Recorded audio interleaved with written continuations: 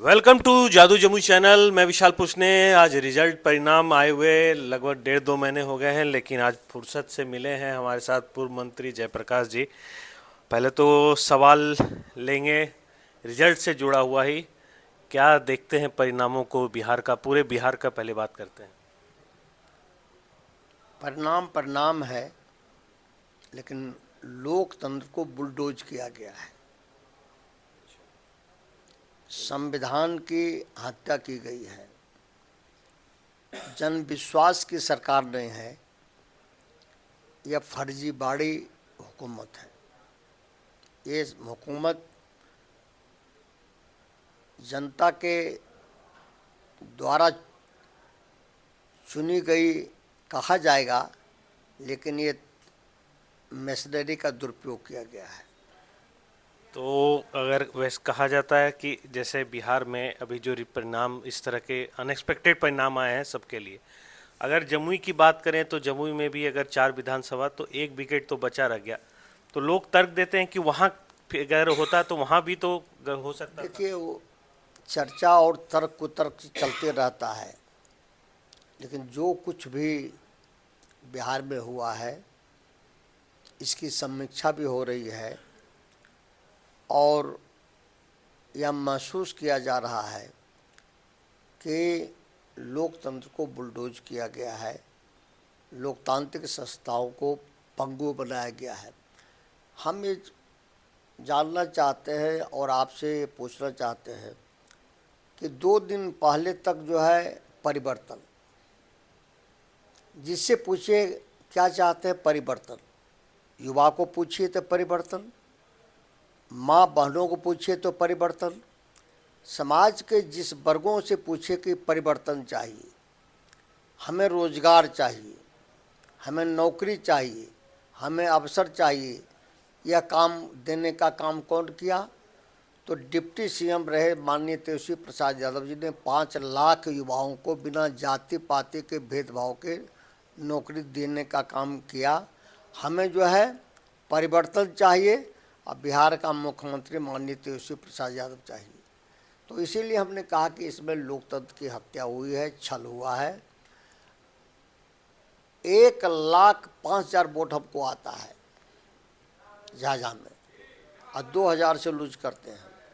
ठीक है, वो अलग चीज़ है, वो उसको अलग से बहस नहीं करना है, लेकिन जनता मालिक ने वोट दिया और हर वर्गों का वोट आया और हम महसूस करते हैं कि समाज का हर वर्ग के लोगों ने हमें वोट दिया है। कोई ऐसी जाति नहीं, कोई ऐसी बिरादरी नहीं, कोई ऐसा वर्ग नहीं, कोई ऐसा समुदाय नहीं जिन्होंने जो है वोट नहीं दिया। वोट दिया और सभी मतदाता मालिकों को सर झुका के हम प्रणाम करते हैं। और जयप्रकाश जी के स्टाइल ऑफ पॉलिटिक्स की बात करें तो कभी भी आप कैंपेन के दौरान भी कभी किसी का इंडिविजुअल नाम लेके आरोप प्रत्यारोप वाला काम नहीं करते हैं। तो अगर जैसा देखा जाए जमुई से भी जो लोग हैं आपके पास, जो कार्यकर्ता या लोग आते हैं लेकर के, तो क्या यहाँ के एनडीए सरकार के किसी मंत्री या उनसे भी आप अपने बात रखते हैं कि इनका समाधान किया जाए, या उनसे बातचीत एकदम नहीं है? नहीं, बातचीत क्यों नहीं होगी? बातचीत कभी लोकतंत्र में बातचीत की बंदी नहीं होनी चाहिए। जो भी हो चर्चा होनी चाहिए, बात होनी चाहिए। इसलिए वह तो एक सामाजिक रिश्ता भी है और वो एक संस्कार और संस्कृति भी है। पार्टी और विचार और सिद्धांत, उससे समझौता हम नहीं करेंगे। लेकिन जो है कोई मिलना जुलना कोई बड़ी बात जो है नहीं।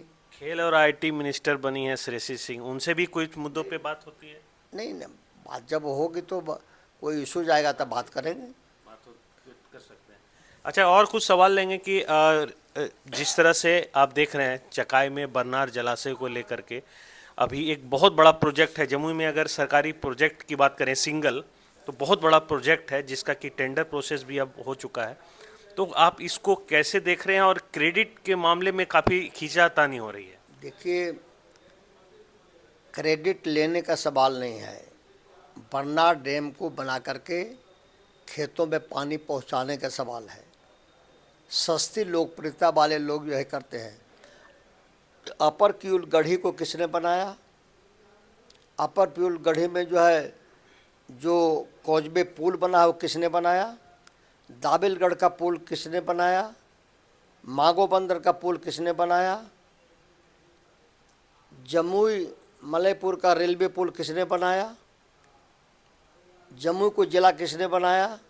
अगर इन सवालों को हम इश्यूज को ले जाएं, इतना फूड फॉर वर्क और सम विकास से काम किया गया, वो किसने किया। पूरे जो है पूर्वांचल के इलाकों में लगातार हम लोग करते रहे, लेकिन उसके लिए हाय तौबा नहीं बचाने का काम किया और सस्ती लोकप्रियता लेने का काम नहीं किया। और बरनार डैम का फाइल जब केंद्र में इरिगेशन मिनिस्टर हम थे तो इसके पूरी फाइल को हमने जो है मंगवाया था, जो है माननीय मंत्री सिंचाई विभाग बिहार सरकार से बात करके कि पूरी फाइल जो है हमने केंद्र में मंगाए थे, बैठक किए थे। और उस समय हम लोगों ने जब पास कराया था कि बरनार डैम बनना चाहिए। ये योजना बहुत लंबे समय से जो है पड़ा हुआ है, लंबित है।